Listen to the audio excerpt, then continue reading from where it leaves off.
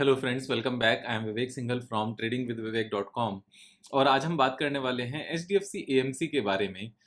HDFC AMC को लेकर मैंने येस्टरडे एक वीडियो बनाई थी, लेकिन उसमें एक छोटा सा सिली पॉइंट था, मीन्स एक छोटी सी एरर थी मेरे साइड से कि जिस चार्ट को मैंने मई मंथ से दिखाना था उसको मैंने मार्च से दिखाया। So that was a primary means एक जैसे ही हम वीडियो स्टार्ट करते हैं और देखना शुरू करते हैं तो एकदम से एरर नज़र आए तो उसका पूरा जो अपना सार है वो सारा चेंज हो जाता है। माइंड में एक डाउट आता है कि बाकी कंप्लीट वीडियो पूरी है या नहीं है, ठीक है या नहीं है। तो कुल मिलाकर जो लर्निंग थी उसमें कोई दिक्कत नहीं थी, बट स्टिल आई डिसाइडेड कि कुछ भी जब प्राइमा फेसिस सामने गलत नजर आए तो उस वीडियो को हटा देना चाहिए। और इमीडिएटली जैसे ही डाली विद इन 15 मिनट्स उस चीज़ का एरर का पता चल गया था। तो वापस से मैं आज वीडियो बना रहा हूँ और वापस से समझते हैं कि जेपी मॉर्गन ने एचडीएफसी एएमसी को जो डाउनग्रेड किया तो उसके क्या रीजंस रहे, ऐसा क्यों है कि एट ए टाइम जब HDFC AMC almost lifetime low पर है और यहाँ से स्टॉक मार्केट पूरा ऊपर जाने वाला है। इस चीज़ में कोई दो राय नहीं है। चारों तरफ से बातें कंफर्म होती हैं, अंडरस्टैंडिंग से भी, बिजनेस अंडरस्टैंडिंग से, एक्सपीरियंस से, या फिर मैक्रो इकोनॉमिक फैक्टर से, हम कुछ भी ले लें। और चाहे वो अर्निंग्स की बात हो और चाहे निफ्टी में जिन कंपनीज की अच्छी खासी वेटेज है उनकी ग्रोथ की बात हो, हर तरीके से साफ साफ नजर आता है। निफ्टी का पैटर्न भी सेम कहता है, बैंक निफ्टी का पैटर्न भी सेम कहता है। तो ऐसे में जो बिजनेसेस सीधा सीधा स्टॉक मार्केट के ऊपर जाने से गेन करते हो, उन केसेस में यहाँ पर ऐसा क्या है कि जेपी मॉर्गन को यहाँ पर डाउनग्रेड करना पड़ा। एक बार सारी चीजें समझेंगे और यहाँ पर ये भी समझेंगे कि ऐसे में हमें क्या करना चाहिए। क्या हमें इन बिग इंस्टीट्यूशंस को सुनना चाहिए, विवेक सिंघल को सुनना चाहिए, या बाकी किसी आपके मेंटर को सुनना चाहिए? किसको सुनना चाहिए? मेरे हिसाब से सबकी सुन लो और सीख लो, और सीख के अपनी कन्विक्शन के हिसाब से खुद से ट्रेड करो। यहाँ पर कहना किसी का मत मानो, यहाँ किसी का भी कहना मानने की जरूरत नहीं है। सिर्फ जो चीज सारी बातें समझकर सीखकर आपको अच्छी लगे उस चीज को फॉलो करो। क्यों? क्योंकि पैसा आपका है, प्रॉफिट होगा वो आपका है, लॉस होगा वो आपका है। सो अपने आप को रिस्पॉन्सिबल बनाओ, दूसरों से सिर्फ सीखने की कोशिश करो। यहाँ पर ट्रेड जो भी लेना वो अपने हिसाब से लो। तो जब हम यहाँ पर बात करते हैं एचडीएफसी एएमसी के चार्ट की, और यहाँ जो जेपी मॉर्गन ने डाउनग्रेड किया, ये बात कब की है? 23 मई की है, और 23 मई अभी अब से सिर्फ 14 डेज पहले की ही बात है। So brokerage downgraded the stock to underweight from neutral and cut the target price to 1580 from 1890, implying a potential downside of 11.6%। तो यहाँ पर जो 1890 का प्राइस था वहां से टारगेट को कट करके 1580 किया गया, और करंट प्राइस से 11.6% का यहाँ पर डाउन साइड दिखाया गया। यहाँ पर एक चार्ट भी ओपन करके दिखाया गया कि किस तरीके से यहाँ पर फॉल आया। और फॉल कब आया? HDFC AMC shares drop after JP Morgan downgrades stock. तो यहाँ पर जो ये हेडलाइन है ये इस तरह का दिखाती है कि स्टॉक प्राइस देखो गिरना शुरू हो गया क्योंकि जेपी मॉर्गन ने यहाँ पर डाउनग्रेड किया स्टॉक को। जबकि जिस टाइम पर इन्होंने खबर छापी उस टाइम पर स्टॉक प्राइस कितना गिरा था, आप ध्यान से समझना। जो ओपन हुआ था स्टॉक प्राइस वो 1776 पर हुआ था, 1776 रुपए पर हुआ था। और जिस टाइम पर रिपोर्ट यहाँ पर पब्लिश हुई थी 1772 था, यानी कि सिर्फ और सिर्फ 4 रुपीज स्टॉक प्राइस गिरा था। और 4 रुपीज स्टॉक प्राइस गिरना कौन सी कंपनी में जहां पर ये 1700 का स्टॉक प्राइस हो, यानी कि 1/4%, यानी कि 1% का भी फोर्थ पार्ट, यानी कि 0.25% का गिरना। ये कोई ऐसी खबर नहीं थी जिस खबर को यहाँ पर इस तरीके से छापना पड़े कि जेपी मॉर्गन ने स्टॉक प्राइस को डाउनग्रेड कर दिया तो देखो गिरना शुरू हो गया। और चार्ट भी दिखाया गया, 1 मिनट का चार्ट दिखाया गया। चार्ट देखकर ऐसा लगता है कि किस तरीके से स्टॉक प्राइस गिरना शुरू हुआ हो, जबकि सिर्फ 1/4 परसेंटेज यहाँ पर गिरा था। तो ये इस तरह का एक माहौल बनाया जाता है समटाइम्स कि भैया देखो यहाँ पर चार्ट गिरना शुरू हो गया है, ये रिपोर्ट छपी है, आप इस बात को सुनो, डरो और अपने माल को यहाँ पर बेच दो। अदरवाइज एक कंपनी जिसका stock price almost lifetime low पर हो, और जिस प्राइस पर यहाँ ये कंपनी लिस्ट हुई थी उससे भी नीचे ट्रेड कर रहा हो, बिल्कुल सेम प्राइस पर, यहाँ पर जिस प्राइस पर लिस्ट किया था सेम प्राइस पर ट्रेड किया हो, तो वहां पर बेचने की जरूरत समझ में तो नहीं आती। खास तौर से जब यहाँ पर जब लिस्ट हुआ, अगस्त 18 की बात है, अगस्त 18 में स्टॉक प्राइस जब था तो इसका नेट प्रॉफिट कितना था? अगस्त 18 में यहाँ पर नेट प्रॉफिट था 711 करोड़, अभी कितना नेट प्रॉफिट है? 1424 करोड़, यानी कि नेट प्रॉफिट यहाँ पर डबल हो गया है। और इस पीरियड में स्टॉक प्राइस सेम लेवल पर है, और इस लेवल से भी यहाँ से साफ साफ ऊपर जाता हुआ नजर आता है। उसका रीजन क्या है? उसका रीजन बड़ा सिंपल सा है। स्टॉक मार्केट यहाँ पर डाउन रही है। निफ्टी ने जो हाई बनाया था अक्टूबर सितंबर 21 में, उस टाइम पर ये स्टॉक प्राइस 3400 का था, 3363 का था, और 3363 से ये स्टॉक प्राइस डाउन आया और 50% के आसपास डाउन था, 46.78% था। अगर यहाँ पर निफ्टी का आप चार्ट देखने लगो तो ये बात कंफर्म हो जाती है कि ये अक्टूबर 21 में इसने हाई बनाया था, उसके बाद में ये एक जिगजैग वे में ऐसे ही घूमता रहा। तो यानी कि इस प्राइस से ऊपर जाना ये बिल्कुल तय है। ये बात सबको पता है कि जैसे जैसे मार्केट बढ़ेगी, जो एनएवीज हैं एचडीएफसी एएमसी की, वो एनएवी की वैल्यू बढ़ेगी स्टॉक प्राइस के बढ़ने से, और एनएवी की वैल्यू बढ़ेगी तो जो इनका एक्सपेंस रेशियो इनको 1% के आसपास ऑन एन एवरेज मिलता है, तो वो रेवेन्यू बढ़ेगी, और जब रेवेन्यू बढ़ेगी तो सीधा सीधा उसका इंपैक्ट नेट प्रॉफिट में आएगा। क्यों?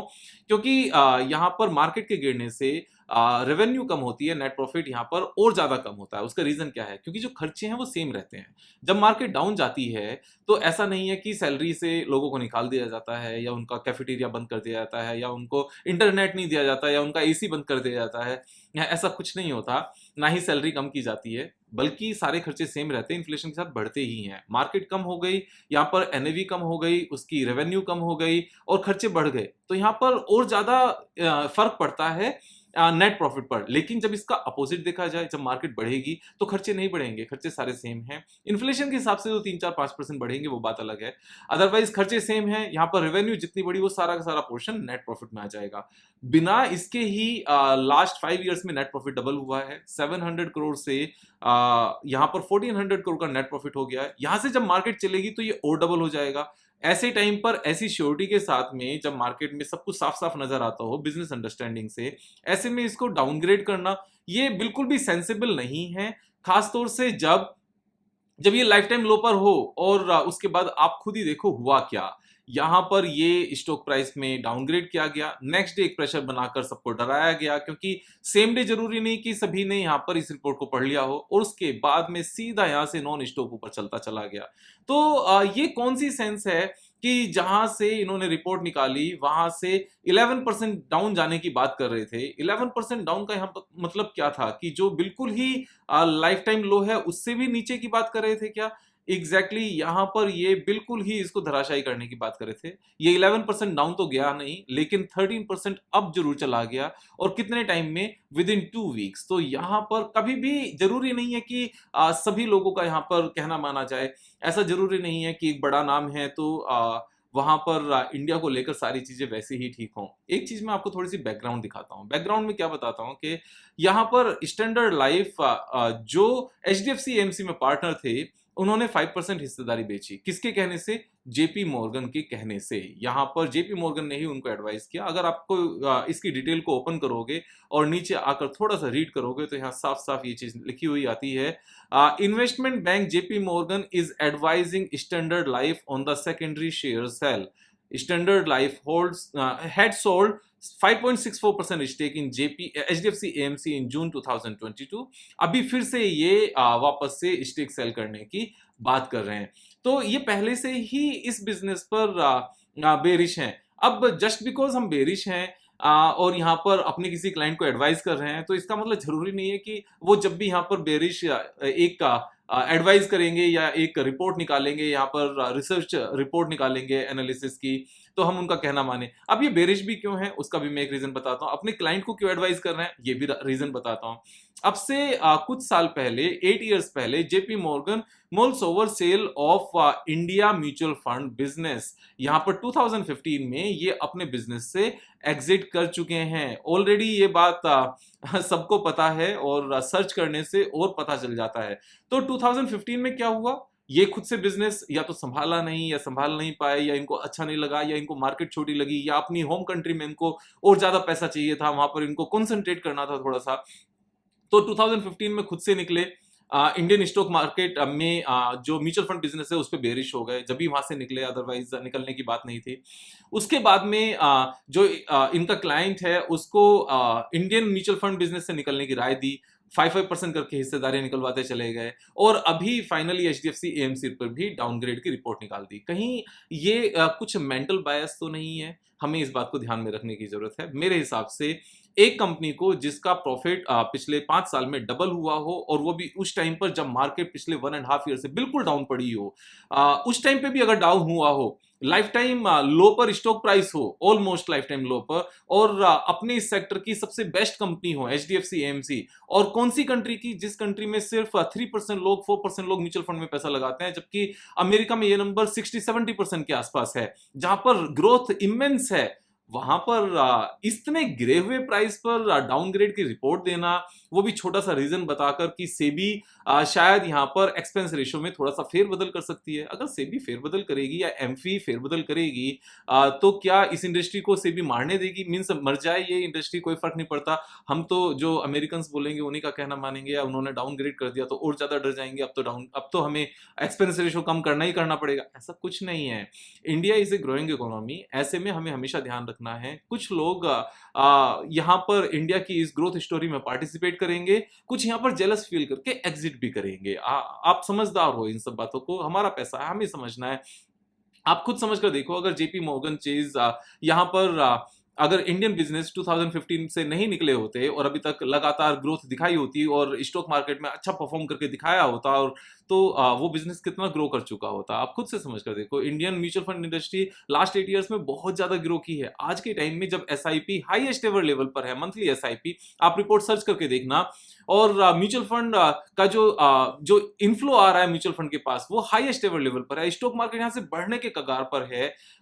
ऐसे में डाउनग्रेड करना नहीं, यहां पर अपना दिमाग लगाना है। अगेन मैं कह रहा हूं, ना मेरी सुननी है ना किसी और की सुननी है, यहाँ पर सीखना है। मेरा काम सिखाना है, आपका काम सीखना है। यहाँ सीखते रहिए, सीखकर अपनी समझ से खुद से ट्रेड करो। जो बेस्ट कंपनीज है ना, उनको 52 वीक पर खरीदा जाता है, बेचा नहीं जाता। खासतौर से इन ए कंट्री लाइक इंडिया, जहां पर कैपिटा इनकम $2500 से हम 10,000 की तरफ चल रहे हैं अगले 1.5-2 डिकेड में। तो यहाँ ग्रोथ है। आप समझदार हो, करते रहिए, सीखते रहिए। दोस्तों का शेयर करना, सब्सक्राइब करना, सब्सक्राइब कराना, मैं आपको सिखाता रहूंगा। कल फिर मिलेंगे एक नई वीडियो के साथ, तब तक जय हिंद।